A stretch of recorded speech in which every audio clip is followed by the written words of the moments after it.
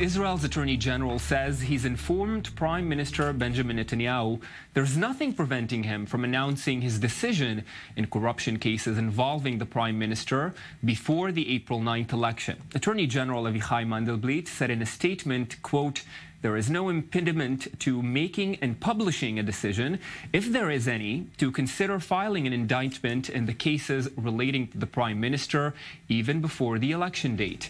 Netanyahu is facing possible charges in 3 graft cases, and he's consistently denied any wrongdoing, calling the investigations a witch hunt. With me in studio now is Professor Shimon Shetreet, a former economy minister at the Israeli Labor Party. Thank you, Professor Shetreet, for joining us, and our diplomatic correspondent, Ellie Hochenberg. Ellie, I want to begin with you and break down what this means. Of course, the legal team for the Prime Minister had suggested that the Attorney General wait with his decision. Indeed, Ayman. So in the past couple of weeks, there are ongoing debates between Netanyahu's legal team, as you mentioned, and the Attorney General and his team on the date to publish the final decision on whether to indict the Prime Minister or not. They claim that the political sensitivity entailed in this campaign season should force or trigger the Attorney General to refrain from doing so. He said that he won't. That's the big news today. Now, what will happen from this point onwards? Netanyahu can potentially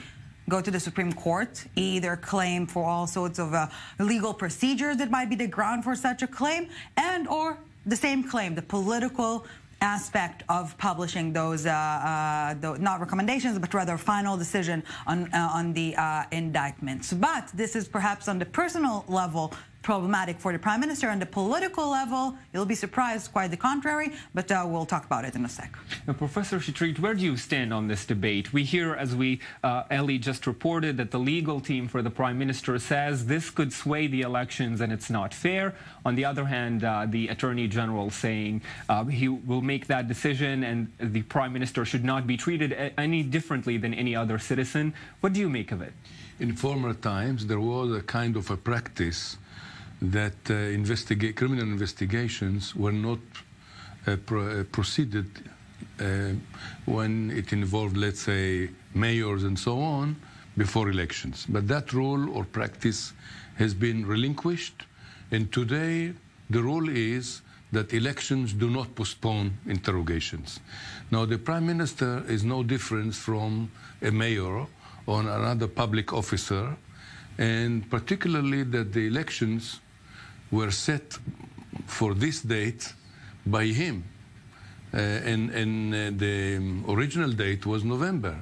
So you cannot argue that it will influence the elections, that you in fact advanced and put them in April, knowing maybe that it is a way for you to try to postpone the decision or the publication of the decision. So I would say that it is the rule of law, and the rule of law provides that should be equality, and that political considerations should not come in.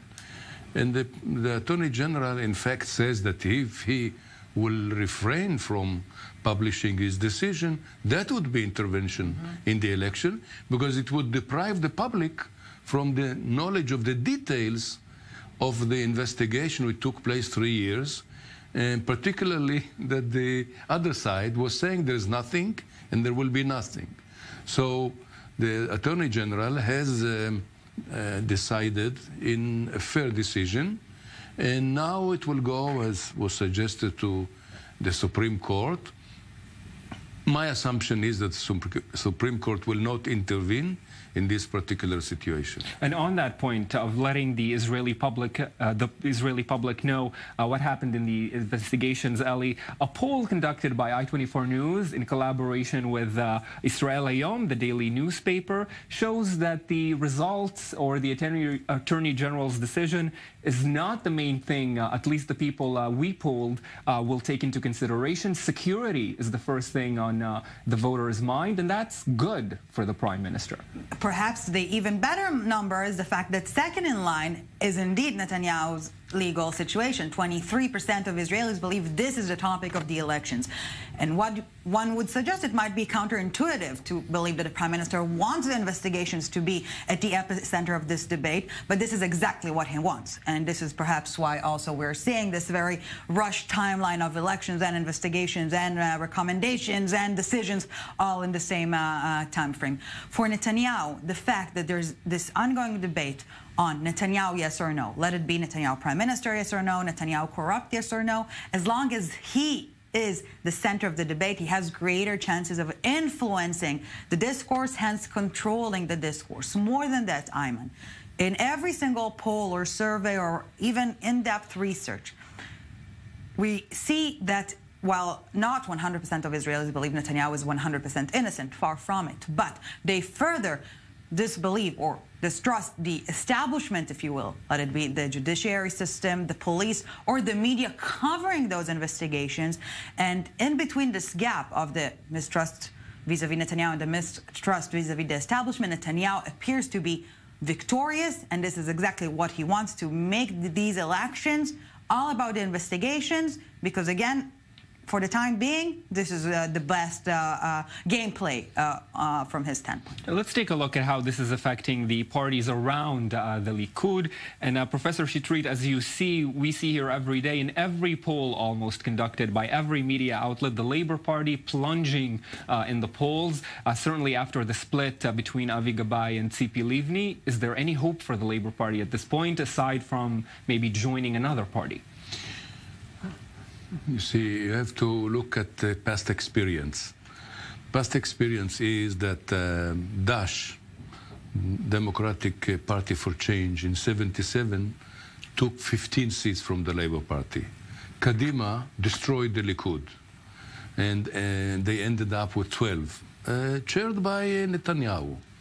And there are similar precedents of that. So at the moment we have, let's say, exogenic influences that took place because of the guns and because of the fact that there is internal strife or internal quarrels, internal divisions, not just, discussion or dispute about ideology, but really a very fierce fight about the seats. When they are scarce, everybody is fearing for their future, and they are initiating campaigns against the leadership of the party.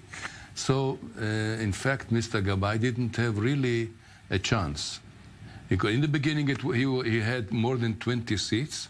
At that time, he was given credit, and all the resolutions he proposed, they were approved. So are you optimistic about how they'll do this? I'm not optimistic, but I'm not so pessimistic.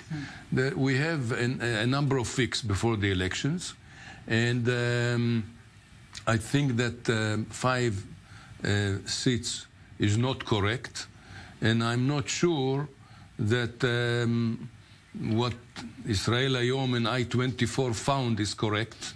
Let me dispute that.